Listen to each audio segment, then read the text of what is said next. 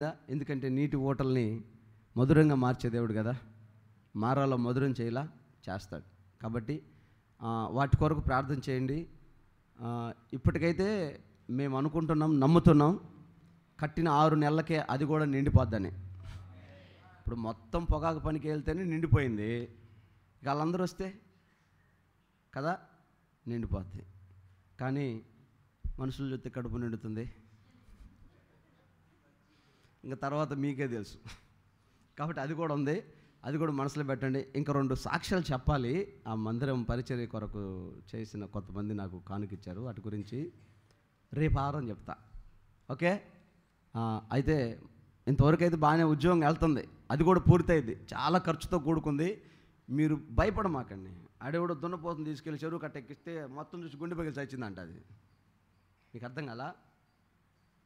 ఆ దున్ననుకుందంట ఈ చెరువు అంతా నేను దున్నాలేమో అని, పిచ్చిది గడ్డి మేసిద్దని ఎక్కించాడు పైకి. దున్నాలేమో అని భయపడి చచ్చిందంట. అట్లా భయపడమాకండి, విశ్వాసం ఉంచండి, యేసయ్య చేస్తాడు అన్ని పనులు. ఆమేన్. ఎందుకంటే మనకు చూస్తున్నా, నేను మీకు మొదటి నుంచి చెప్తున్నా, విశ్వాసంలో జరిగే కార్యాలు ఎలా ఉంటాయి చూస్తా. ఎగ్జాంపుల్, మనకి ఏ పెద్ద సంస్థ తోడు లేదు, మన పైన ఎవరు నాయకుడు ఉండి మనకు సపోర్ట్ చేసేవాళ్ళు లేరు. ఈవెన్ ఇంతవరకు ఈ పరిచర్య కొరకు 10,000 రూపాయలు బయట నుంచి ఎవరు నాకు కానుక ఇచ్చిన వాళ్ళు కూడా లేరు. లైవ్లో సవాల్గా చెప్తున్నా, అర్థమైందా? తర్వాత రాజకీయ నాయకుల దగ్గరికి వెళ్ళి మనం చేతులు చాపి అడుక్కుంది లేదు.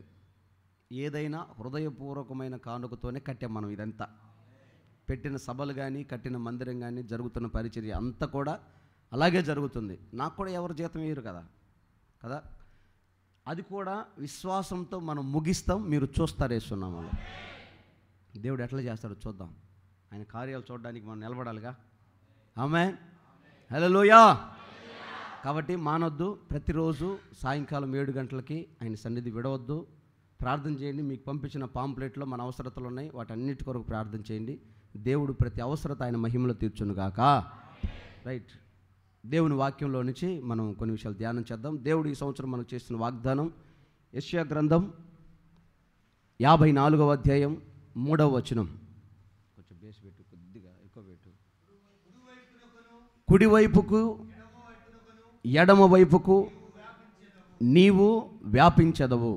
దేవుడు ఈ 2025వ సంవత్సరంలో దేవుడు మనకు చేసిన వాగ్దానం. ఈ వాగ్దానాన్ని ఈ లోక సంబంధం మట్టుకే కాదు, పరలోక సంబంధం మట్టుకే అని మీకు చెప్పా. మరొకసారి గుర్తు చేస్తున్నా. కుడివైపుకు అంటే ఇహలోక సంబంధమైంది, ఈ శరీరంలో మనం బ్రతికినంత కాలం కుడివైపు అని అర్థం. ఎడమ వైపు అంటే ఎడమ అంటే దూరము, అంటే పరలోకము, దూరదేశము, దూర పట్టణం, పరలోకం. ఎడమ వైపుకు అంటే ఆధ్యాత్మికమైన జీవితం వైపుకి, అంటే ఈ లోక సంబంధమైన జీవితానికి, ఆధ్యాత్మికమైన జీవితానికి మనము వ్యాపించుదుము గాక. వ్యాపిస్తావు అని దేవుడు చెప్పారు.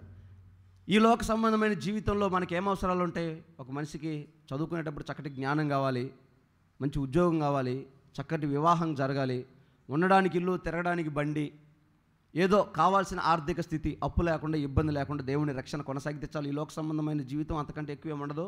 ఒకవేళ ఆశపడితే కోరిన పదవి, కోరిన స్థాయి, అది అసలు మ్యాటరే కాదు. అడగకుండానే దేవుడు అనేకులకి మన జీవితాల్లో ఇచ్చి ఉన్నాడు.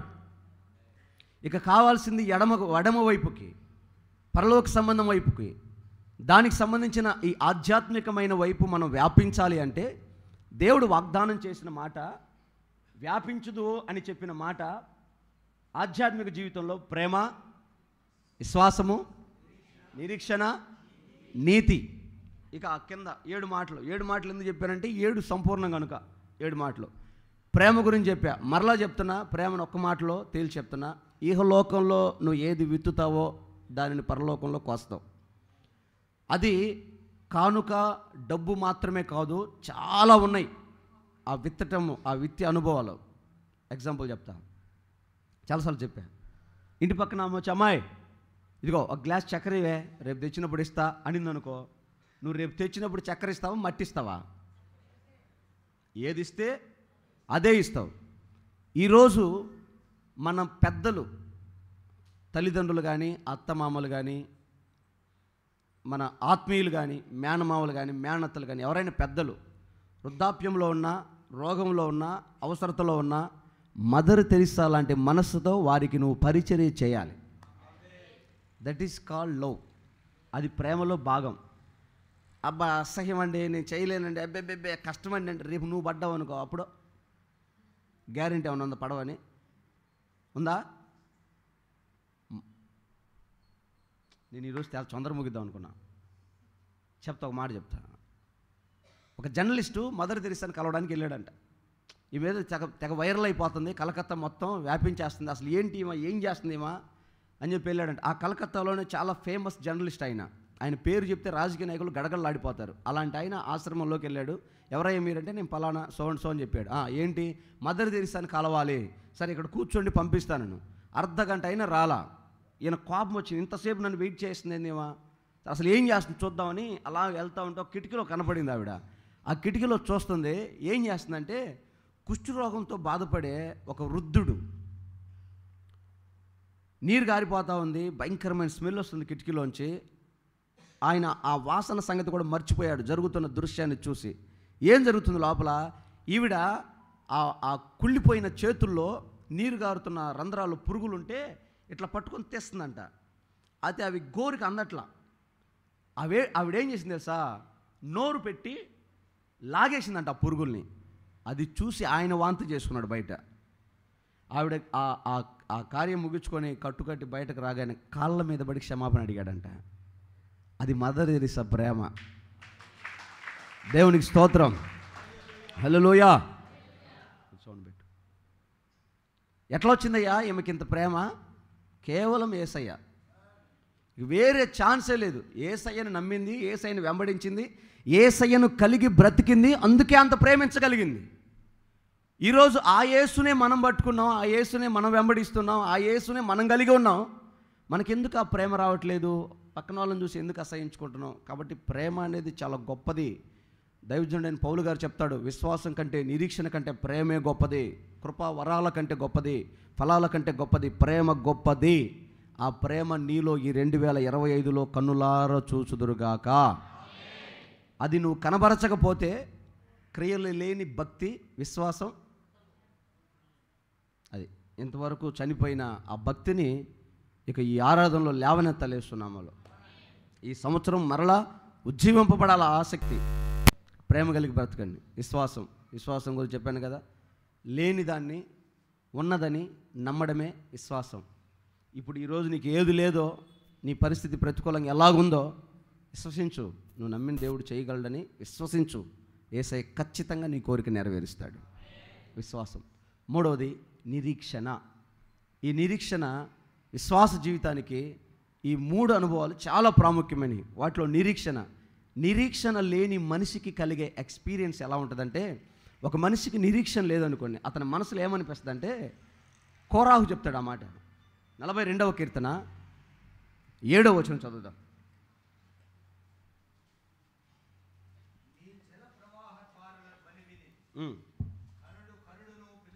5వ వచనం చదవండి. నా ప్రాణమా, నా ప్రాణము నాలో కరిగిపోవచ్చున్నది, నా ప్రాణమా, నా ప్రాణము కృంగిపోవచ్చున్నది.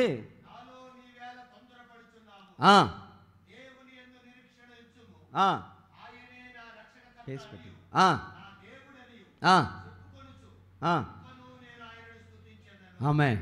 ఒకసారి గట్టిగా హల్లెలూయా చెప్పండి.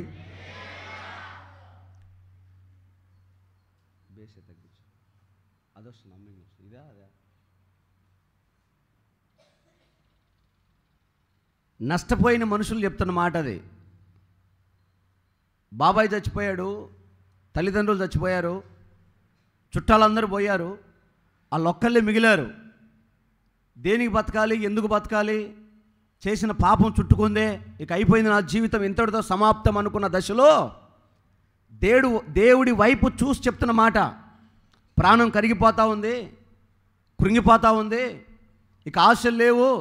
అలాంటి సందర్భంలో వారి ప్రాణం వారితో చెప్తున్న మాట, ఇదిగో అన్నీ పోయినాయని బాధపడుతున్నావు కదా, ఒక్కసారి దేవుడి వైపు చూసి ఆయన మీద నిరీక్షణ పెట్టుకో, ఆయన మీద ఆశ పెట్టుకో, ఆయన నీ ఆశలన్నీ తృప్తిపరుస్తాడు. ఆమేన్. ఈరోజు మన జీవితంలో కూడా మానవుని మనుగడలో ప్రాముఖ్యంగా జరిగేది ఇవే. ఇక ఈ కుటుంబం కట్టబడుతుందా, ఈ అమ్మాయి నా మాట వింటుందా, మా ఆయన ఈ మందు మాన్తాడా, నా పంట పండిద్దా, నా పిల్లలు బాగుపడతారా, నా కుటుంబం ఏమైనా ఆశీర్వదించబడుతుందా, ఈ సంవత్సరమైనా నేను గట్టెక్కుతానా లేనా. ప్రతి మనిషికి మనసులో ఇలాంటి ఆలోచనలు మెదులుతానే ఉంటాయి. ఈ సంవత్సరమైన నా జీవితం బాగుపడుతుందా, ఈ సంవత్సరమైన నా అప్పులు తీరతాయా, ఈ సంవత్సరమైన నా జీవితంలో ఒక ఉన్నతమైన గొప్ప కార్యం చూడగలుగుతానా, ఇలాంటి జరుగుతూ ఉంటాయి.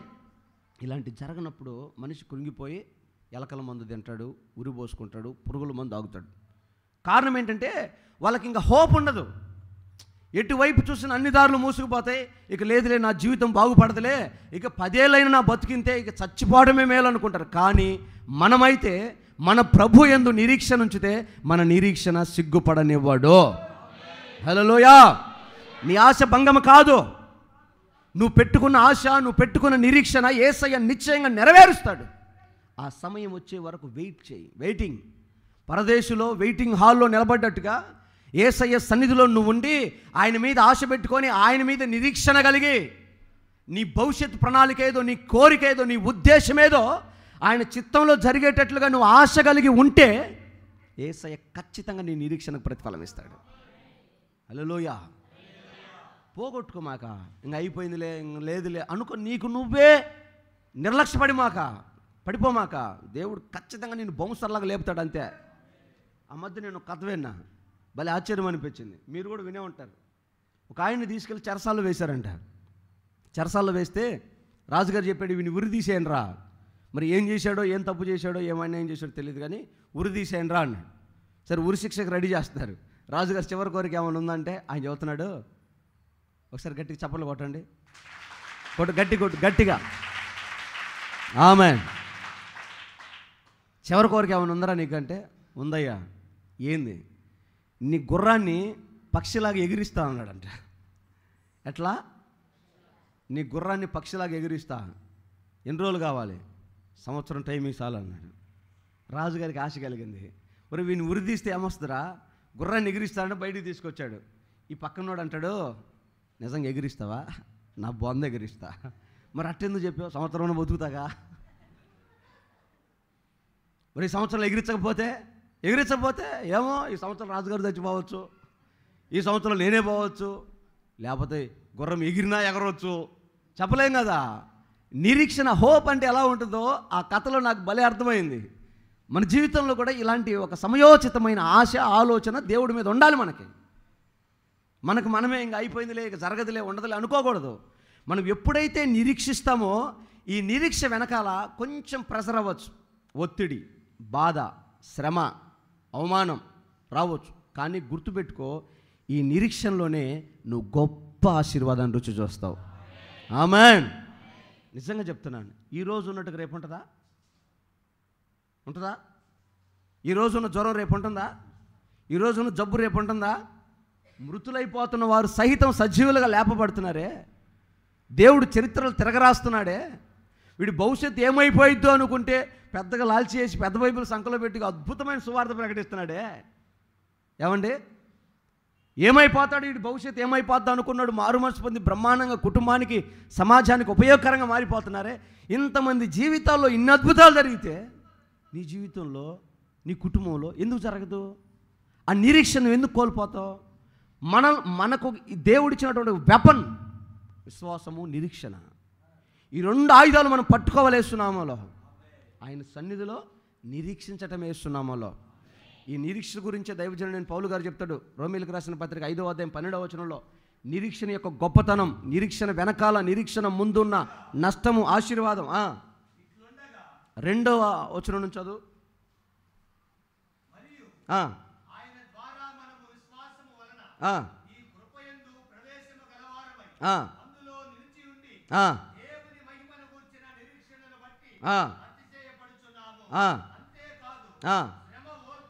శ్రమ ఓర్పుని, ఓర్పు పరీక్షని, పరీక్ష నిరీక్షణను కలుగుజేయునని ఎరిగి దేవునికి స్తోత్రం కలుగును గాక. దేని యందు మనకు అతిశయం ఉండాలంట? వెనకాల చెప్పట్ల, శ్రమల యందు. దేనికని? శ్రమ ఓర్పుని, ఏంటది? శ్రమ ఓర్పుని, ఓర్పు పరీక్షను, పరీక్ష నిరీక్షణను. శ్రమ వచ్చింది, ఓర్చుకుంటున్నావు. నీ ఓర్పు కారణం ఏంటి? నిరీక్షణే.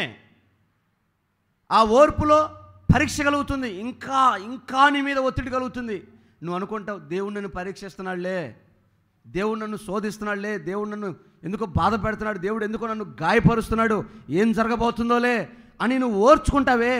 ఆ ఓర్పులో నుంచి, ఆ శ్రమలో నుంచి, ఆ ఒత్తిడిలో నుంచి కలిగిన నిరీక్షణ బహు ఆశీర్వాదకరంగా మారుతుందంట. రెండంతల మేలు కలిగిస్తుందంట యేసునామములో. యోబు మీదికి ఒక పరీక్ష వచ్చింది. పరీక్ష కాదా? యోబుకు వచ్చింది పరీక్ష కాదా? యోబు పాపం చేయలా, యోబు అన్యాయం చేయలా, యోబు నీతిమంతుడే. కానీ దేవుడు పరీక్షించాడు. ఏమయ్యా పరీక్షించకపోతే ఏమైంది? బాగున్నోని పరీక్షించకపోతే బాగానే ఉన్నాడుగా, ఎందుకు పరీక్షించావంటే ఈ ఆశీర్వాదం కాదురా, ఈ స్థితి కాదు, ఇంకా ఆ స్థితిని రెండంతలు చేయాలనుకుంటున్నాను, అందుకే పరీక్షించాను అన్నాడు. హల్లెలూయా. నా అమ్మాయికి జాబ్ ఇవ్వాలని పిలిచారు, పరీక్ష పెట్టారు. సర్టిఫికెట్లు ఉన్నాయిగా, పరీక్షలు రాస్తేనే అవి వచ్చింది, అవి చూసి ఇవ్వచ్చుగా. ఇంకొకసారి ఇంకా ప్రమోట్ చేస్తున్నాగా, రేపటి నుంచి జీతం ఇస్తున్నాగా, రేపటి నుంచి గణపరుస్తున్నాగా, అధికారం ఇస్తున్నాం కదా, రేపటి నుంచి ఓ చిన్న పరీక్ష పెట్టాం. పాస్ అయితే ప్రమోషను, ఫెయిల్ అయితే డిమోషను. నీ జీవితంలో వచ్చాయి కూడా అయ్యే. యోబుకు వచ్చింది పరీక్ష, యోబుకు అర్థమైంది, దేవునికి స్తోత్రం, గేదె చచ్చిపోయింది, దేవుడికి స్తోత్రం అన్నాడు యోబు. గాడిదలు ఒంటెలు ఎత్తుకుపోయారు, దేవుడికి స్తోత్రం. పిల్లలు చచ్చిపోయారు, దేవునికి స్తోత్రం. పంటంతా పాడైపోయింది, దేవునికి స్తోత్రం. ఎందుకు యోబు ఎటు మాట్లాడుతున్నావు? నష్టపోయిన సిగ్గు లేదా నీకు? లేదు. దేవుడు నన్ను పరీక్షిస్తున్నాడంటే ఈ పరీక్ష వెనకాల ఒక ఆశీర్వాదం ఉంది. ఆశీర్వాదం మనకు తెలుసు. యోబుకు మునుపటి కలిగిన దానికంటే రెండంతల ఆశీర్వాదం వచ్చిందంట. దేవునికి స్తోత్ర. హల్లెలూయా. ఈరోజు విశ్వాస జీవితంలో కొనసాగుతున్న నీ జీవితంలో కూడా పరీక్ష వచ్చిందనుకో, నీ పిల్లల విషయంలోనూ, నీ భర్త విషయంలో, నీ భార్య విషయంలోనూ, ఆర్థిక విషయంలోనూ, ఆరోగ్య విషయంలోనూ దేవుడు కొంచెం ఒత్తిడి చేశాడు. ఎందుకు? అనుమతి ఇవ్వాలి స్వస్థతకి. ఇంకా ఒత్తిడి వస్తానే ఉంది. నువ్వు ఆయన సన్నిధిలో ఉన్నావు. ఆ పరీక్షని ఓర్చుకో. ఆ ఓర్పు నీకు నిరీక్షణ కలిగించేటట్లుగా బ్రతుకు. ఆ నిరీక్షణలో నీకు అతిశయము, ఆనందం కలుగుతుంది. నిరీక్షించు. దేనికైనా ప్రతిదానికైనా సమయం ఉంటుందిగా, ఉండదా? ఓర్చుకో. ఎందుకు ఆవేశపడతావు? కాలర్ ఎందుకు మడతేసి, నా సంగతి నీకు తెలియదు రే, బొడ్డు పైకి తేలి, నేను పాత మనిషిని అయ్యానంటే ఈ మాటలని మనకి ఎందుకమ్మా? స్తోత్రం. హల్లెలూయా. ఆ బయట లోపల చచ్చిపోయిన ఎందుకు మళ్ళీ బతికిస్తారు చేతబడి చేసి? మీకు అర్థం కదా? ఒరే, నేను ఒకప్పుడు సొక్కా చింపి చూడరా, కత్తిపోట్లు ఎన్నో వస్తుంది, ఆటో కింద పడి ముళ్ళులన్నీ గుచ్చుకొని శర్మని దిగితే ఆయన వచ్చి మేమందరం గడగలాడుతున్నాం, అయ్యా సాక్ష్యం చెబుతున్నా. ఆయన ఏం తెలుసా, ప్రసంగంలో సొక్కా చింపి చూడు కత్తిపోట్లు ఎన్నో అన్నాడు. ఇంకొక ఆయన అన్నాడు, ఎక్కడి నుంచి ఇక్కడికి వెళ్ళింది తల చూశారా, ఎందుకు వెళ్ళింది అయ్యా, ఏసై గురించి చెబుతుంటే అన్నాడు. వస్తుందే తెక్క పని చేస్తే తన్నీరు. పూర్వకాలం ప్రభువుని నమ్మకం ముందు ఒక దిక్కుమాలిన పని చేస్తే తలకాయ బాలగొట్టారు. దాన్ని తీసుకెళ్ళి పాత మనిషిని నేను ఇంకేం తెగించానంటేనా, నేను ఇంకేం లేచానంటేనా అన్నట్టు ఇంక కుంటోడు సామెతాడు. కుంటోడు అంటాడు కదా, నేను లేతే మనిషిని కాదు, నేను లేతే మనిషిని. వాడు లేచేది లేదు, వాడు మనిషి అయ్యేది లేదు. నీకు నిరీక్షణలో, విశ్వాసంలో ఒత్తిడి వచ్చినప్పుడు, శ్రమ వచ్చినప్పుడు నువ్వు లేమాక, ఓర్చుకో, ఉండు. కాలం సంపూర్ణం అవ్వాలి, ప్రతిదానికి టైం వస్తుంది. చెప్పాడు లేదా? ప్రతిదానికి సమయము కలదు. నువ్వెందుకు వెయిట్ చేస్తావు? అయ్యా నిన్ను ఉరి తీయాలని కొయ్యకాలు రెడీ చేశాడయ్యా. ఎవడురా? హామాన్ చేశాడయ్యా, నన్ను తీస్తాడంట. ఇక అందరికి ఫోన్లు చేసి, అమ్మాయి మన పొలపోళ్ళు ఏడున్నారే, మన మొత్తంలో ఏడున్నారే, మన వాళ్ళందరూ ఎక్కడున్నారే, పలానా ఎమ్మెల్యేకి ఫోన్ చేయి, పలానా ఎంపీకి ఫోన్ చేయి. దేనికి? ఆడు కొయ్యకాలు రెడీ చేశాడు, ఆడు అంతు తేలుద్దాం. అసలు ఆయన ఒక ఆయన స్కెచ్ గీస్తున్నాడుగా, వాడికే సేవ్ చేసుకుంటున్నాడు, వాడి జుట్టింది వాడి మెడకే చూడుతున్నాడుగా. ఎందుకు తొందరపడతావు? వెయిట్ చేయి. నీ నిరీక్షణ బట్టి అతిశయించు. ఒకవేళ అదే నిరీక్షణ, అగ్నిగుండం 7 అంతలు చేశాడు, బెదిరిస్తున్నాడు, మామూలుగా మండుతున్నది, అరే మీరు వెళ్ళి దండం పెడతారా పెట్టరా, మేము పెట్టమయ్యా. 7 అంతలు చేశాడు. ఎందుకని? ఆ బగబగా మంట చూసి వామ్మో దీంట్లో పడితే అసలు ఇంకేముండదురా, భయపడైన పడతారేమో 7 అంతలు చేశాడు. అబ్బా, నువ్వు ఎంత ఒత్తిడి చేసినా ఎంత పరీక్షించినా మా నిర్ణయం అదే, మేము నిరీక్షణ కలిగి ఉన్నాం. ఏంటి మీ నిరీక్షణ? మేము నమ్మిన దేవుడు గొప్పోడు. ఏంటి మీ నిరీక్షణ? శ్రమలో ఉన్నా, అగ్నిలో ఉన్నా, రోగంలో ఉన్నా, నష్టంలో ఉన్నా మా దేవుడు మమ్మల్ని కాపాడుతాడు. మా నిరీక్షణ మమ్మల్ని సిగ్గుపరచదు. లోకంలో అనుకోని మీకు పిచ్చి పట్టింది, ఆదివారం చర్చికి పోతున్నారు, పొగాకు పని పోతే 1,50,000 పోయి తెచ్చుకో. ప్రభు సన్నిధిలో ఉంటే ₹1,00,00,000, 1,00,00,000 కంటే ఎక్కువ. సప్పం కొట్టారు మహేషా.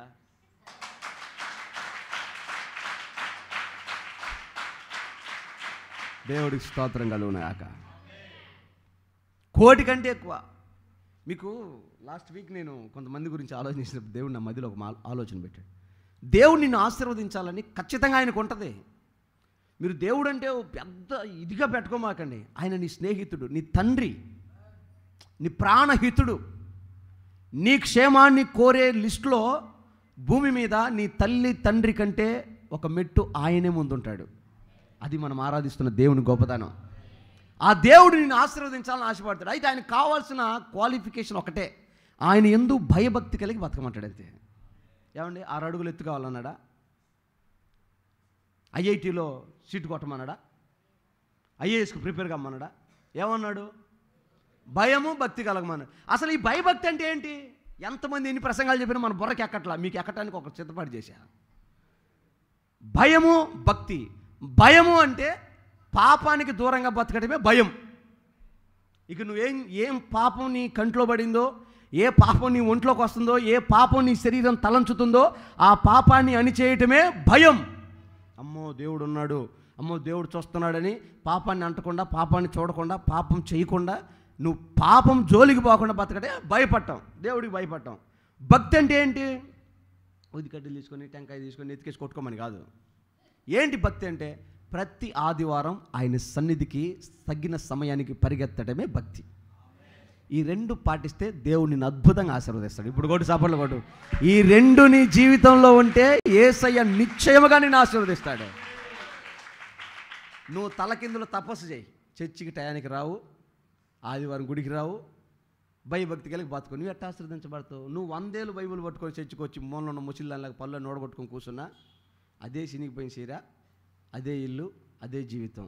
ఏందమ్మా ఇన్ని సంవత్సరాలు భక్తి చేసి యాసిపోయి ఏం ఆశీర్వదించండి అమ్మా నిన్నంటే ఏం చెబుతావా అమ్మ? ఇదేగా. మీరే చెప్పండి, న్యాయం చెప్పండి.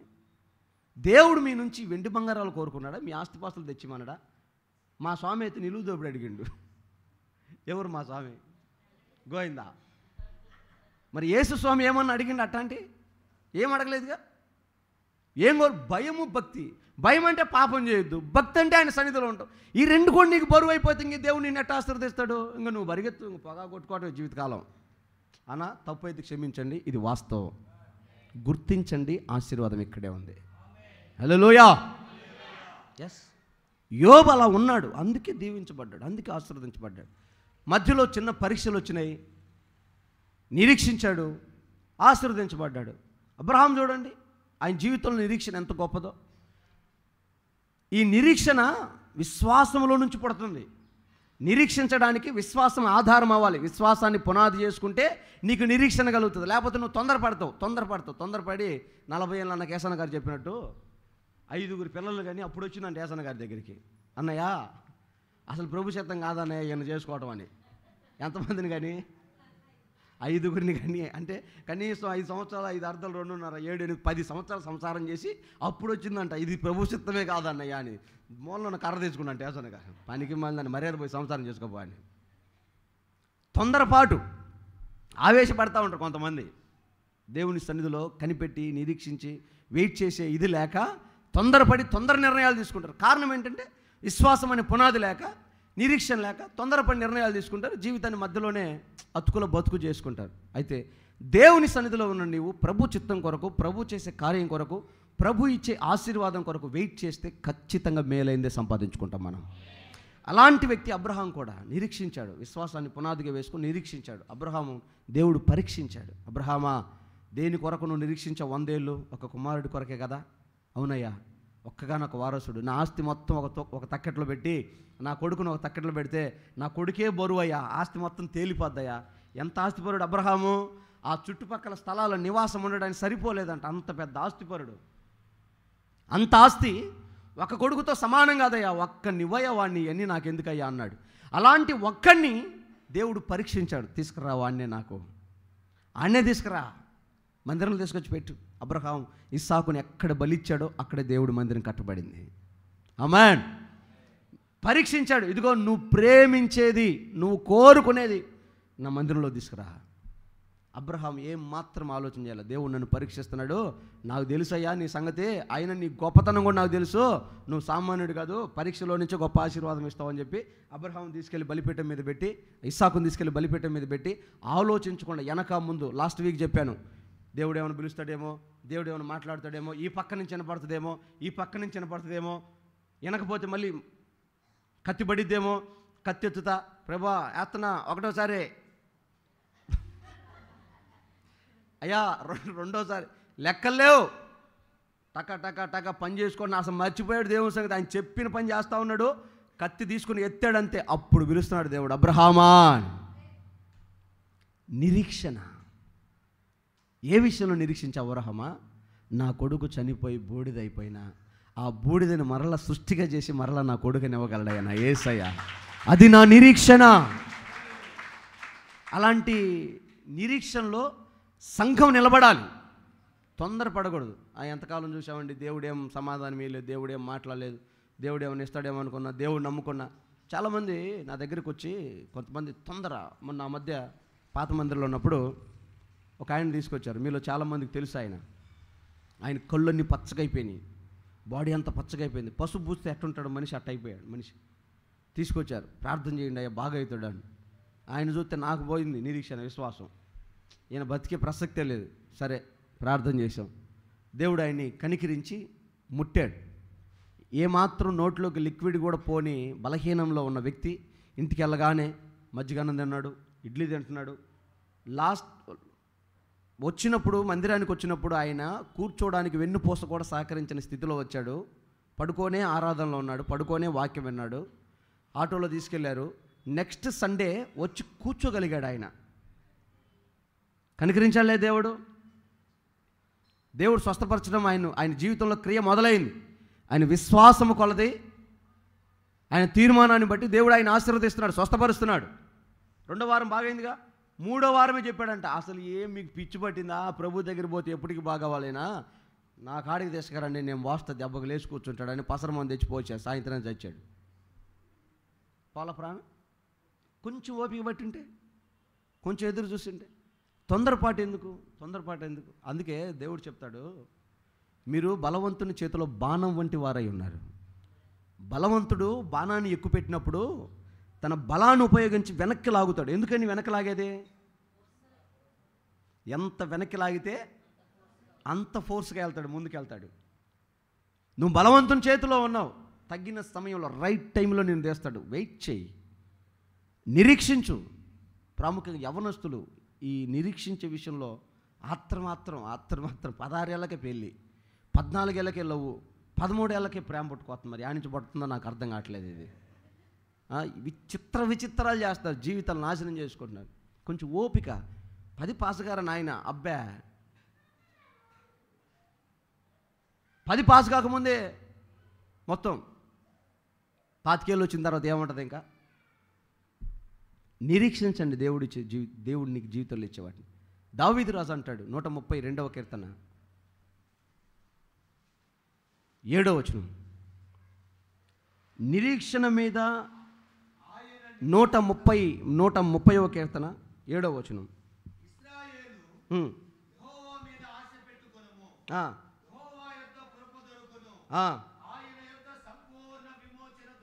దేవునికి స్తోత్రం, హల్లెలూయా. దావీదు రాజు అంటాడు, మీరు గురి పెట్టుకోవాల్సింది, ఆశ పెట్టుకోవాల్సింది దేవుడి మీద. ఆయన దగ్గరే కృప, విమోచన. 2 మాటలు ఎందుకు చెప్పాడంటే, కృపలో సర్వ సంపదలు ఉన్నాయి, సమృద్ధి ఉంది కృపలో. విమోచనలో పాపంలో నుంచి, బానిస బ్రతుకులో నుంచి, బంధకాల్లో నుంచి విడిపించే అనుభవం ఉంది విమోచనలో. మన జీవితంలో ఈ 2 కార్యాలు జరగాలంటే మనం నిరీక్షించాల్సింది, వెయిట్ చేయాల్సింది దేవుడి మీద గురిపెట్టుకొని. ఎవరో వస్తారు ఏదో ఉద్ధరిస్తారని మనం ఆశ పెట్టుకోకూడదు. దేవుడి మీద గురిపెట్టుకో, నిశ్చయముగా నీ ప్రతి స్థితి నా యేసయ్య మారుస్తాడు. ఆ మాట ఎందుకు చెప్పాడంటే, ఇశ్రాయేలీలు 430 సంవత్సరాలు ఐగుప్తులో బానిసలుగా బ్రతుకుతున్నారు. వాళ్ళకి అసలు ఆశ లేదు. మరలా మేము బతుకుతాము, బయటపడతాము, కనానుకి వెళ్తాము, మా దేవుడు మా స్వాస్థ్యం మాకు ఇస్తాడని గురి లేదు, ఆశ లేదు, అంతరంగంలో కోరిక కూడా లేదు. ఎప్పుడైతే వాళ్ళ మీదకి ఒత్తిడి వచ్చిందో, సమస్య ఎదురైందో, అప్పుడు వారు మొరపెట్టడం మొదలుపెట్టారు. ఆ మొర కూడా దేవుడి మీద పెట్టారు. అధికారుల మీదకి, వాళ్ళ మీదకి, వాళ్ళ మీదకి ఒక బృందాన్ని తయారు చేసి, మన సుభాష్ చంద్రబోస్ లాగా ఫరో మీదకి తిరుగుబాటు చేయాలని, ఇక వీటి వల్ల కాదని వాళ్ళకి అర్థమైపోయింది. ఈ బృందాలు, ఈ బలము, ఈ తెగలు ఇవన్నీ మనం ఏం చేయలేమురా, చేయాల్సిన దేవుడే చేయాలి ఏదైనా అని. అప్పుడు ఆయన మీద మనసు పెట్టుకొని, ఆయన మీద ఆశ పెట్టుకొని ఆయనకు మొరపెట్ట మొదలుపెట్టారు. యేసయ్యా, నువ్వే మమ్మల్ని విడిపించాలి, నువ్వే మమ్మల్ని అక్కడి దాకా నడిపించాలి, నువ్వే మాకు సహాయం చేయాలని ఆయన మీద గురి పెట్టుకుంటే దేవుడు అద్భుతంగా వారిని విడిపించాడు యేసు నామములో. ఆమేన్. విడిపించడమే కాదు, వారి జీవితంలో మహత్తరమైన కార్యాలు చేయటం మొదలుపెట్టాడు దేవుడు. ఎందుకు ఆ మాట చెప్తానంటే, వాళ్ళ మొర దేవుడి యొద్దకు చేరిందంట. ఇర్మియాతో చెప్తాడు 19వ అధ్యాయం 29వ అధ్యాయం 11వ వచనంలో, ఇశ్రాయేలీలు ఏదైతే ఆశ పెట్టుకొని దేవుడికి మొరపెట్టారో ఆ మొరను గురించి ఇర్మియాతో దేవుడు మాట్లాడతాడు. వారి గురించి, నేను మిమ్మల్ని గురించి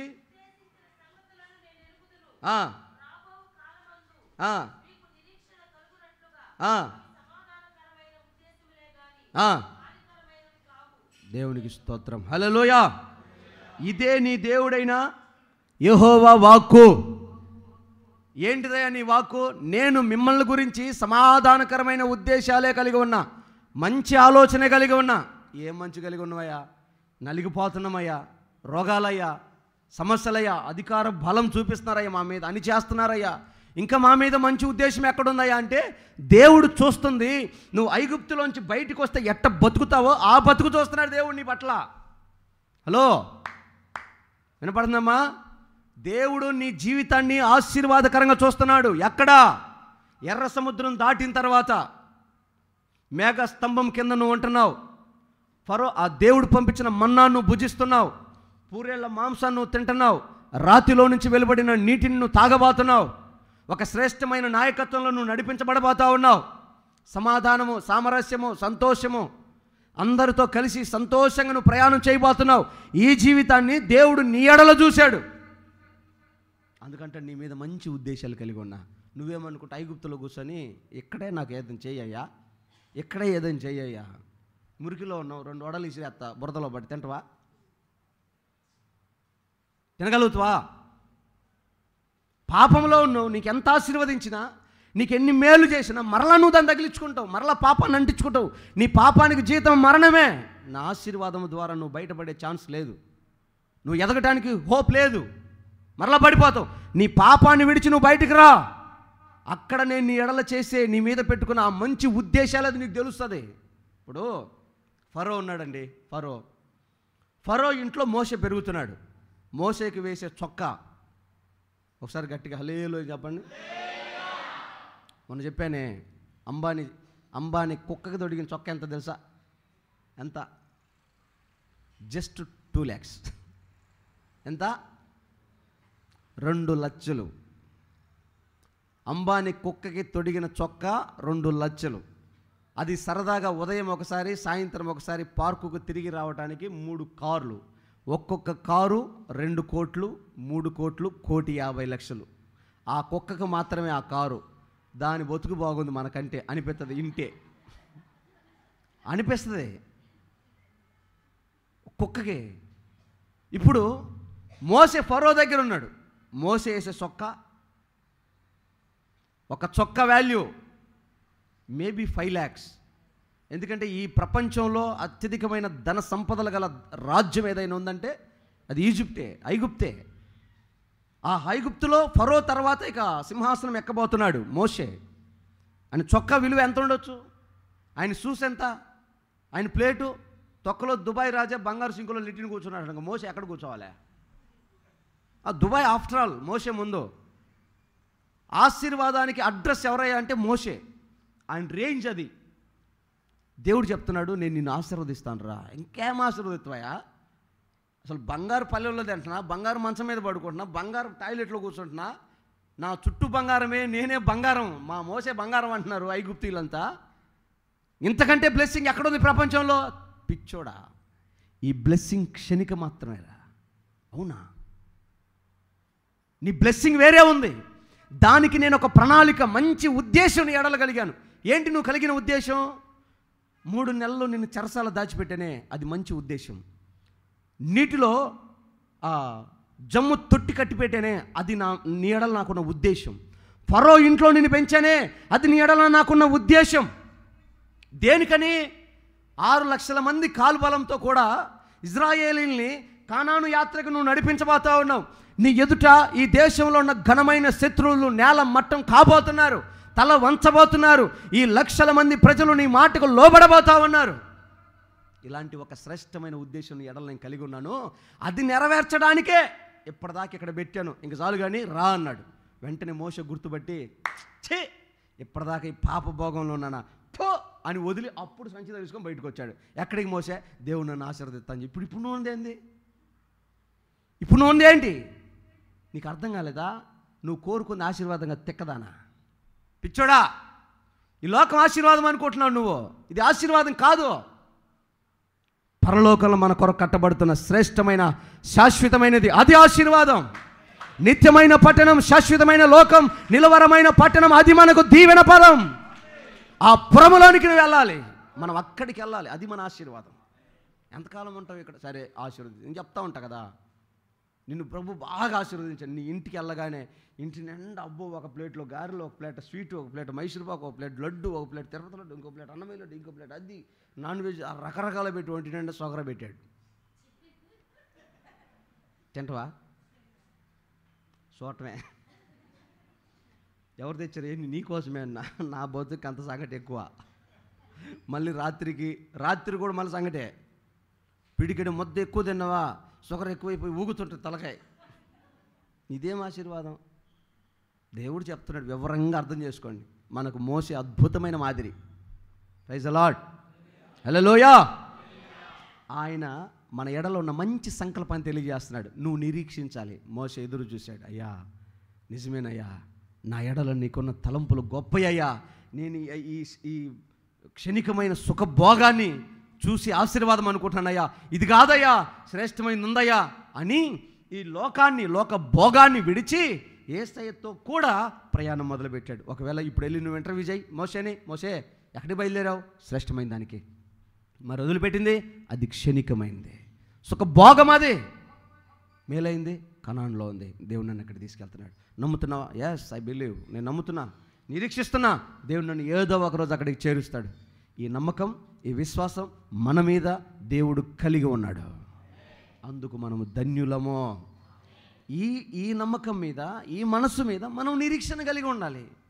వేరే వేటి మీద నిరీక్షణ పెట్టుకోవద్దు. లోకం మీద నిరీక్షణ పెట్టుకోవద్దు. రాజకీయ నాయకుల మీద నిరీక్షణ పెట్టుకోవద్దు. లోక సంబంధమైన వాటి మీద నిరీక్షణ పెట్టుకోవద్దు. యేసయ్య నీకు ఇస్తానన్నది పరలోకంలో ఉంది, అది శాశ్వత కాలం ఉంటుంది. అది దానిని ఎవడు దొంగలించలేడు, ఏ అధికారి తీసేయలేడు, ఏ విధంగా అది నీ దగ్గర నుంచి తొలగిపోదు, దొంగలించబడదు. అది ఇక ఫిక్స్. దాన్ని నువ్వు సంపాదించుకో. ఎట్ సంపాదించుకుంటావో? శ్రేష్టమైన అబ్రహాం తెచ్చినట్టు మందిరంలోకి నీలో శ్రేష్టమైన తీసుకొచ్చి పెడతావో, ప్రార్థన చేస్తావో, సువార్త చెప్తావో, ఆత్మలు రక్షిస్తావో, పరిచర్య చేస్తావో, దేవుని కొరకి ఏం చేస్తావో నీ చేతుల్లోనే ఉంది. నీ క్రియలు ఆయనకు యుక్తమైనవి కావో, నువ్వు ఆయన నియమంలోనే నడిపించబడుతున్నావో లేదో, నువ్వు ఆయన కొరకు నిరీక్షిస్తున్నావో లోకం కొరకు నిరీక్షిస్తున్నావో చూసుకో. చాలా ఉన్నాయి లోక సంబంధమైన చెప్పాలంటే, కానీ అవన్నీ మనకు తగవు. కొందరి కోసం నిరీక్షించి కన్నీళ్ళు గార్చి తుడిచిపెట్టుకొని పోయిన రోజులు చాలా ఉన్నాయి. చాలా జీవితాలు కూడా ఉన్నాయి. నిరీక్షించి ముసలైన బతుకులు కూడా చాలా ఉన్నాయి. వాటి మీద మనసు పెట్టుకోమాకండి, వాటి మీద నిరీక్షణ పెట్టుకోమాకండి. రీసెంట్గా మన ఊర్లో జరిగిన ఒక సంగతి చెప్తా. చెవత గుర్తుపడతారేమో, చెప్పను. హల్లెలూయా. రోమపత్రిక 12వ అధ్యాయం 12వ వచ్చింది చదవండి.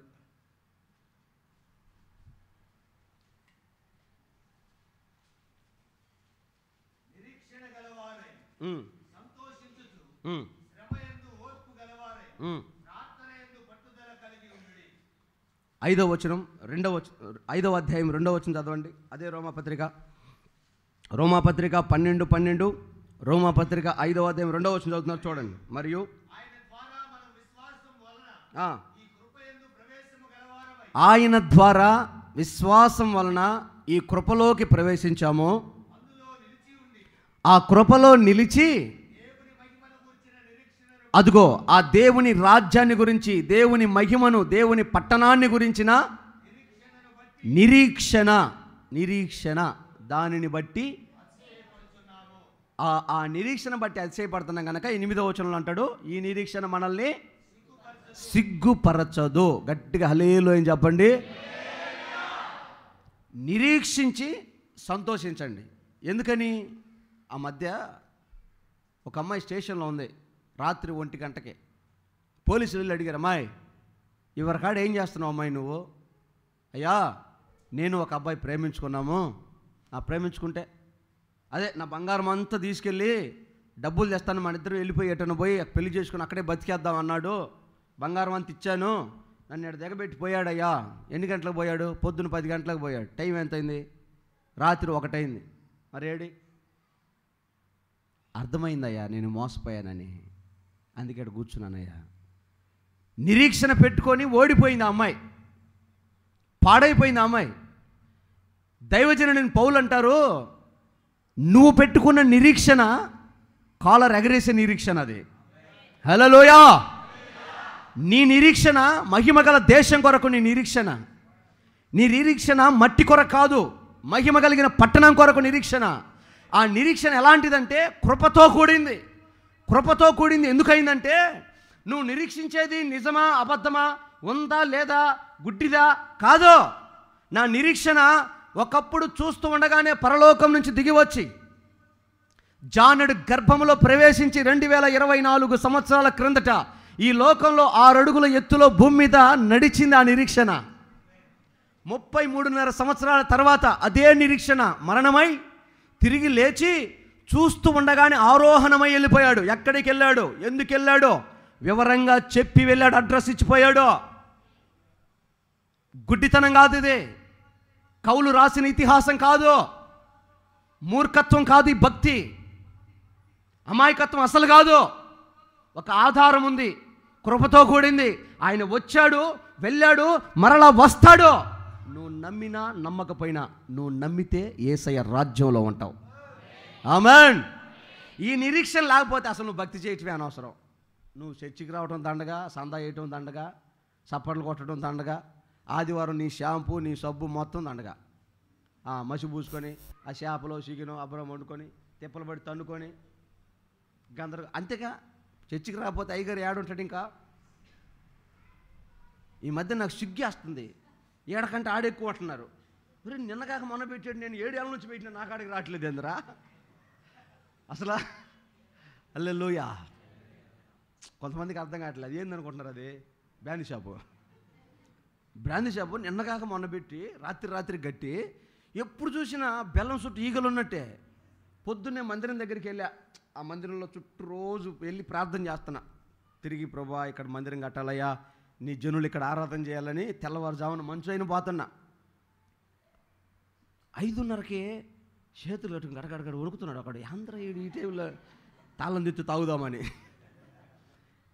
ఈ బతుకు ఎప్పుడు బాగుపడాలబ్బా. వచ్చింది ఏదో ఆ చిల్లర పైసలు, ఆ పిల్లలకి ఫీజులు కట్టుకోవచ్చు, బట్టలు కొనియచ్చు, తలకు నూనె పెట్టచ్చు, ఇంటికాడ తినడానికి తిండి కూడా పెట్టాడు. కానీ ఆడికి మాత్రం ట్యాక్స్ భద్రం కడతాడు. పోయి పవన్ కళ్యాణ్ కూడా కట్టాడు, అంత ట్యాక్స్ కడతాడు. వాళ్ళను 30% కడతాడు, మనోడు మొత్తం 100% ట్యాక్స్ వాళ్ళకే కట్టేస్తాడు. కడుపు వణుకుతున్నాడు. తెల్లవారేసరికి ఈగలు చూసినట్టు చూస్తున్నారు. ఇంతమంది వాళ్ళ జీవితాలు నాశనం అయిపోతా ఉన్నాయి. ఎవరికి బుద్ధి లేదురా, నాయకులకా, ప్రజాప్రతినిధులకా, తాగేవాడిగా, ఎవరికి బుద్ధి లేదు. చివరికి అదే తేలింది ఫలితార్థం. ఎందుకురా మీరు అమ్ముతున్నారంటే వాళ్ళు తాగుతున్నారు కాబట్టి మేము అమ్ముతున్నాం అంటాడు. మీరు ఎందుకు తాగుతున్నారంటే వాళ్ళు అమ్ముతున్నారు కాబట్టి మేము తాగుతున్నాం అంటాడు.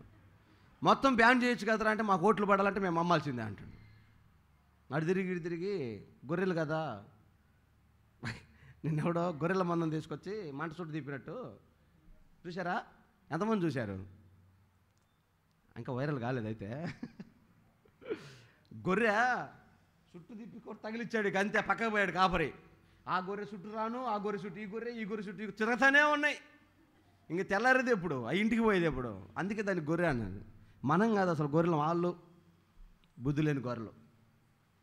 మన నిరీక్షణ అలా సిగ్గుపరిచేది కాదు, నష్టపరిచేది కాదు, గాయపరిచేది కాదు. నీకు తెలియక, గుర్తించలేక ఆ మహిమను నువ్వు కోల్పోతున్నావు. కానీ గుర్తుపట్టావంటే దేవుడు మహిమ గొప్ప రాజ్యాన్ని పొందుకుంటాను వేస్తున్నామలో. ఆమేన్. కాబట్టి మన నిరీక్షణను బట్టి మనము అతిశయించుదుము గాక. ఎందుకంటే ఈ నిరీక్షణ సిగ్గుపరచదు. ఎందుకు సిగ్గుపరచదంటే మనకి ఈ నిరీక్షణ కలిగించిన వాడు, మన మధ్యలో సజీవంగా సంచరించిన మన ప్రభు అయిన యేసు. ఆయన యేసుక్రీస్తు మన మధ్యలో ఉన్నప్పుడు ఆయన మనల్ని పిలిచాడు ఈ నిరీక్షణకు వారసులుగా ఉండాలని. కాకపోతే నీకు అర్థం కావట్లా.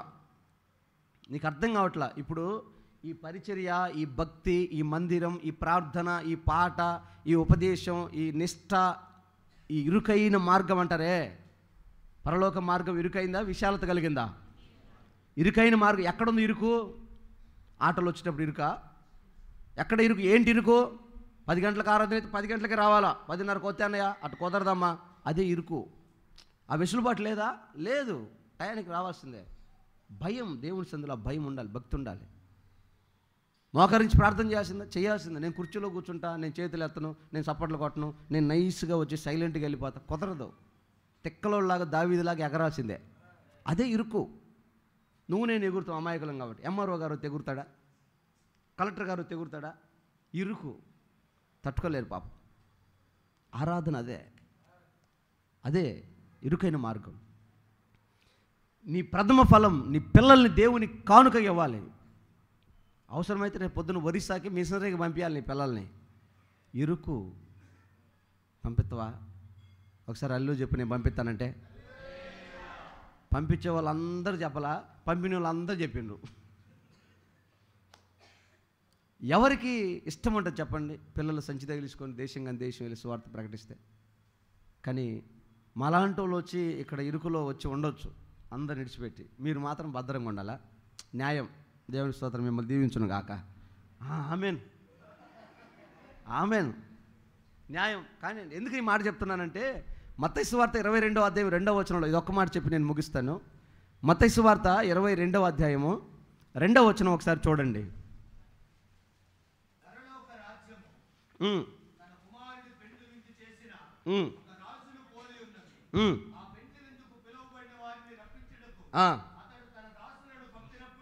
పరలోక రాజ్యము తన పెండ్లి కుమారుడి విందును పోలి ఉంది.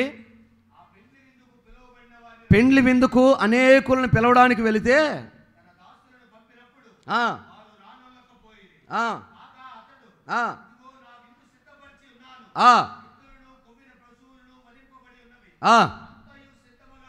అంతా సిద్ధపరిచాను, రండని ఆయన పిలిస్తే లెక్క పెట్టలేదు, లక్ష్య పెట్టలేదు. వెళ్ళిరి.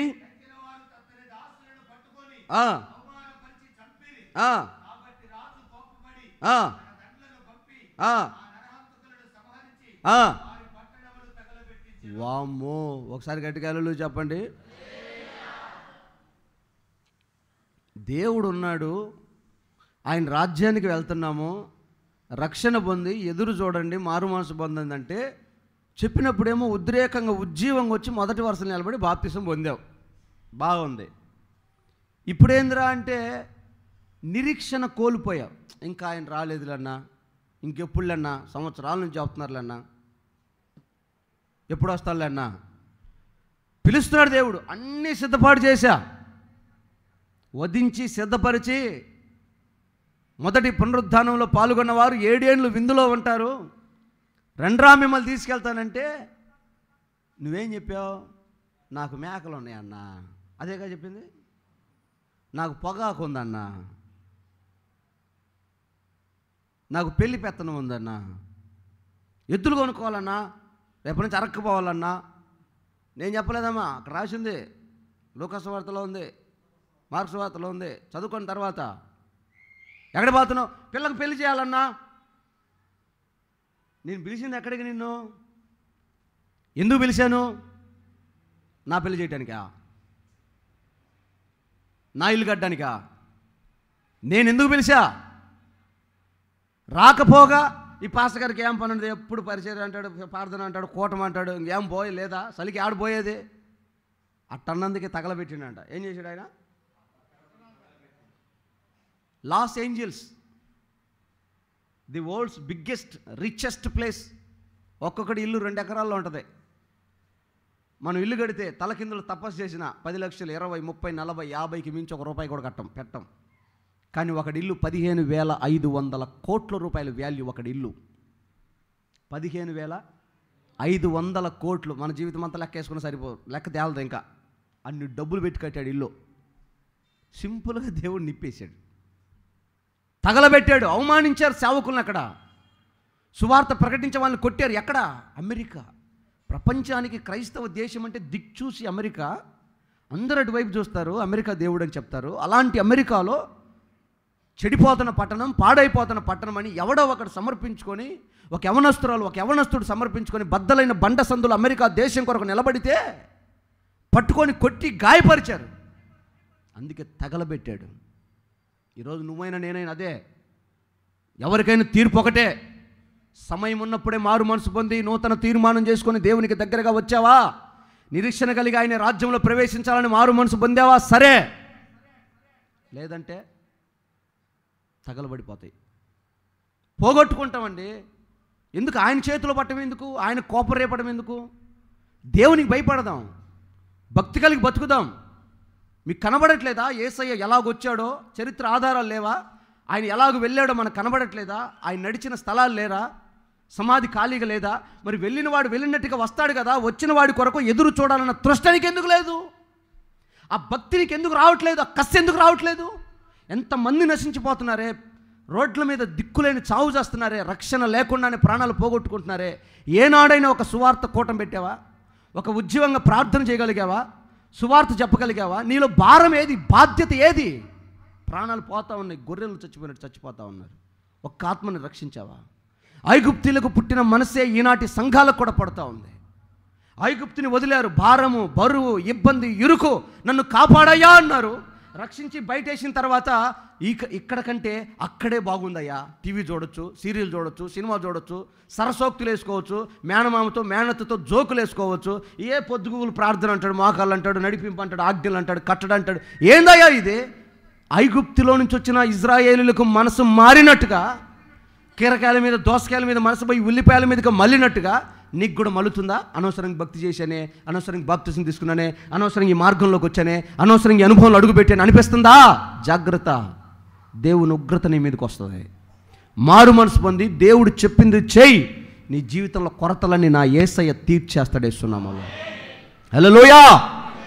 సవాలుగా చెప్తున్నా, సవాలుగా, విత్ ప్రూఫ్. యేసయ్య ఒక పెళ్ళికి వెళ్ళాడు. ఆ పెళ్ళిలో అన్నీ ఉన్నాయి, అంగరంగ వైభవంగా జరుగుతుంది ఆ పెళ్ళి. లాస్ట్లో ఘనంగా ఉండడానికి కారణమైన ద్రాక్షారసం అయిపోయింది. ఆ ద్రాక్షారసం అయిపోయినప్పుడు ఆ విందు యజమాని గడగల్లాడి భయపడిపోయాడు. అయ్యో ఇప్పుడు నింద వస్తుందేమో, చెడ్డ పేరు వస్తుందేమో, పెళ్ళి పెటాకులు అయిపోద్దేమో అని భయపడ్డాడు. కానీ ఆ క్షణం యేసయ్య చర్య తీసుకొని కార్యరూపం దాల్చి నీటిని ద్రాక్షారసంగా పోసి పంచితే తాగిన వాళ్ళు చెప్పిన మాట ఏం తెలుసా? ఒరే, ముందు తాగిన ద్రాక్షారసం కంటే వెనకాల మధురింది పోసారే, వెనకాల మేలైంది ఉంది, శ్రేష్టమైంది వెనకాల ఉంది. ఆ వెనకాల శ్రేష్టమైంది ఉండడానికి కారణం అక్కడ యేసయ్య ఉన్నాడు. అదే కారణం. చప్పలుగొడు. నీ జీవితంలో యేసయ్య ఉంటే ఇది మొదలుకొని మేలైనది నువ్వు పొందుతావు. ఎంతమంది శత్రువులు నీ మీదకి విరుద్ధంగా లేవని, నిన్ను వెనక్కి లాగని, అణిచేయని, లోకాశలు, శరీరాశలు, నేత్రాశలు నిన్ను పట్టి వెనక్కి లాగని పరిశుద్ధాత్మ బంధం ఒక్కటి నీతో ఉంటే, పరిశుద్ధాత్మ దేవుడికి నువ్వు బంధించబడి ఉంటే నిన్ను ఎవ్వడు యేసయ్యలోంచి వేరు చేయలేడు. కసిగా నిలబడతావు యేసయ్య కొరకు, రోషంగా నిలబడతావు. ఒళ్ళు దాచుకొని, ఒళ్ళు కాల్చుకొని, శరీరాన్ని సుఖపెట్టి తిని బాగా ఎప్పుడు ప్యాన్ వేసుకొని ఇంటికే పండుకొని, నీకు భారం లేదు, బాధ్యత లేదు, దేవుడు అంటే భక్తి లేదు, ఇలాంటి జీవితం చేసావు అనుకో, జాగ్రత్త. యేసన్న గారు చెల్లెలు మేరక్క ఊత పదంగా ఒక మాట చెప్పేది, ₹1,00,00,000 మాట. ఇక్కడ నువ్వు రెస్ట్ తీసుకున్నావు అనుకో, అక్కడ రోస్ట్ అయిపోతావు అంటాడు. ఇక్కడ నువ్వు రోస్ట్ అయ్యావనుకో, అక్కడ నీకు దేవుడి వాక్యం కూడా అదే చెప్తుంది, వారి ప్రయాసములు మాని వారు విశ్రాంతిలో ఉన్నారంట. ఇక్కడ నువ్వు విశ్రాంతిగా ఉన్నావు అనుకో, అక్కడ నీకు భలే ఎగట్టుగా అనిపిస్తుంది, ఇబ్బందిగా అనిపిస్తుంది. దాని ఏమంటారంటే ఆయాసంగా అనిపిస్తుంది. అందుకని సమయం ఉన్నప్పుడే సంపాదించుకోమని పెద్దోళ్ళు చెప్పినట్లు ఆరోగ్యము, ఆయుష్కాలము, కాళ్ళు చేతులు అన్నీ అనుకూలంగా ఉన్నప్పుడే కృప సంపాదించుకుందావు గాక. కృప కొట్లో దొరకదు, కృప ఆఫీసులో ఉండదు, బడిలో ఉండదు, కేవలం గుడిలోనే ఉంటుంది. యేసురక్త విజయ్ హల్లెలూయా. అది నా దగ్గర కూడా ఉండదు. ఒకవేళ ఉంటే నాకు ఉంటుంది, కానీ నీకు ఇవ్వలేను నేను. అది యేసయ్య నీకు ఇవ్వాలంటే ఆయన సన్నిధిలో సాగిల పట్టమే. ఆమేన్. ఎవరికైనా అదే ట్రీట్మెంట్, ఇంకే వేరేది లేదు. స్థాయిని బట్టి, చదువును బట్టి, కులాన్ని బట్టి, డబ్బును బట్టి, అధికారాన్ని బట్టి ట్రీట్మెంట్లు వేరే లేవు. అందరికి ఒకటే, అందరు సాగిల పట్టడం, కృప సంపాదించుకోవటం. నువ్వు తగ్గించుకొని మాటకు విధేయురాలవై వస్తే కృప దొరుకుతుంది. అతిశయించావంటే ఇంక నీ కర్మ. నేను కాదు, యేసు కూడా ఏం చేయలేడు. అయిచేతడా ఒక పాపిని యేసయ్య ఆశీర్వదించగలడా? అవునంటే చెప్పండి, నేనే పోయి మొదటి పాపం చేస్తా. అయిదా? పాపం అంటే ఏంటి? వ్యభిచారం కాదు, నరహత్య కాదు, దొంగతనం కాదు, ప్రార్థన చేయకపోవటం పాపం, మాట వినకపోవటం పాపం, ఆయన సన్నిధి నిర్లక్ష్యం చేయటం, ఎంచటం పాపం. ఇలాంటి చాలా ఉన్నాయి. కాబట్టి అంత దినాల్లో ఉన్నాం. దేవుడు ఈ సంవత్సరం వాగ్దానం చేశాడు, ఇక నువ్వు వ్యాపిస్తావు. దైవ భక్తిలో, దేవుని కృపలో వ్యాపించాలేస్తున్నాము. ప్రార్థన చేసుకోండి, తీర్మానం చేసుకోండి. 2025 ఆధ్యాత్మికమైన ఉజ్జీవ సంవత్సరంగా నీ జీవితంలో గుర్తుండిపోవాలేస్తున్నామలో. అలాగున దేవుని కొరకు సాక్షిగా బ్రతుకుదుము గాక. ఈ సంవత్సరం విస్తారమైన పరిచర్య చేయాలి, విస్తారమైన ఆత్మలు సంపాదించాలి, విస్తారమైన సువార్త ప్రకటించాలేస్తున్నామలో. అందరు తలలు వంచి మోకరించండి, ప్రార్థన చేసుకుందాం. ఒక క్షణం అందరూ అలాగే తలలు వంచి కళ్ళు మూసుకొని ఒక చిన్న ప్రార్థన చేసుకుందాం. దేవుడు ఈ మొదటి మాసం చివరి ఆరాధనలో మనల్ని సజీవంగా చేర్చారు. ఆయన కొరకు సాక్షిగా బ్రతుకున్నట్లుగా, దేవుడి మీద పెట్టుకున్న నీ నిరీక్షణ సిగ్గుపడకుండా ఉండనట్లుగా, యేసయ్యా యేసయ్యా నా నిరీక్షణ సిగ్గుపడనివ్వవయ్యా, నా ఆశ నీ మీద పెట్టుకున్నానయ్యా, మనుషుల మీద కాదు.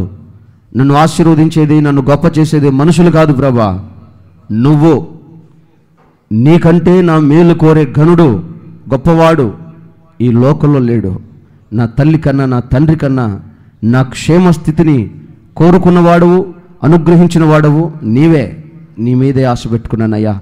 అయ్యా, నా ప్రాణాన్ని కృంగిపోనివ్వకు, నా ప్రాణం కరిగిపోనివ్వకు. నీ సన్నిధిలో నేను జీవించాలి, నీ సన్నిధిలో నేను ఆశీర్వదించబడాలి. అయ్యా, నా అంతరంగంలో ఉన్న ప్రతి ఆశ, ప్రతి కోరిక, ప్రతి నిరీక్షణ సఫలమవ్వాలి. అది ఈ లోక సంబంధమైన, పరలోక సంబంధమైన. నీ రాకడ వరకు నన్ను నడిపించేసయ్యా అని అందరూ ఒక చిన్న తీర్మానంతో ప్రార్థన చేసుకుందాం. ఆశ కలిగిన వారు, మరలా మునుపటి మేలు, మునుపటి కంటే అధికమైన మేలు పొందాలనుకున్నవారు, నిరీక్షణ కలిగి బ్రతకాలనుకున్నవారు మీ చేతులు ఆకాశం వైపు చాపండి. మీ కొరకు ప్రార్థన చేయబోతా ఉన్నాను. తీర్మానం చేసుకున్నవారు మీ చేతులు చాపండి. ప్రేమ కలిగిన తండ్రి, ఘనుడా, పరిశుద్ధుడా, మీకు స్తోత్రం. యేసయ్యా, మీ పాద సన్నిధికి చేరి ప్రార్థన చేస్తున్నాను. ఇంతవరకు ఈ కూడికను మహిమకరంగా జరిగించినందుకు వందనాలు ప్రభా. నీ సన్నిధిని చేరిన మీ బిడ్డలను ఆశీర్వదించండి. వీరి హృదయాంతరంగాల్లో ఏ ఆశ పెట్టుకొని ఉన్నారో, ఏ కోరికతో ఉన్నారో, యేసు నామములో ప్రతి కోరిక సఫలమగునుగాక, ప్రతి ఆశ నెరవేరునుగాక. వీరి నిరీక్షణ ప్రభా సిగ్గుపడని నిరీక్షణగా మారునుగాక. ఆశీర్వదించి కుటుంబాలుగా నీ సన్నిధిలో సాక్షిగా నిలబెట్టుకోమని యేసు శక్తిగల నామములో ప్రార్థించి అడిగి వేడుకుంటున్నాం తండ్రి, ఆమేన్. మన తండ్రి అయిన దేవుని ప్రేమ, కుమారుడైన యేసయ్య కృప, పరిశుద్ధాత్మ దేవుని సహవాసము సన్నిధి మనకు, సకల కోటి పరిశుద్ధులకు, ప్రాముఖ్యంగా ఈ ఆరాధనకు చేరి తీర్మానంతో ప్రార్థించిన ఒక్కొక్కరికి సదాకాలము తోడై ఉండి నడిపించునుగాక. ఆమేన్. హల్లెలూయా, హల్లెలూయా, హల్లెలూయా.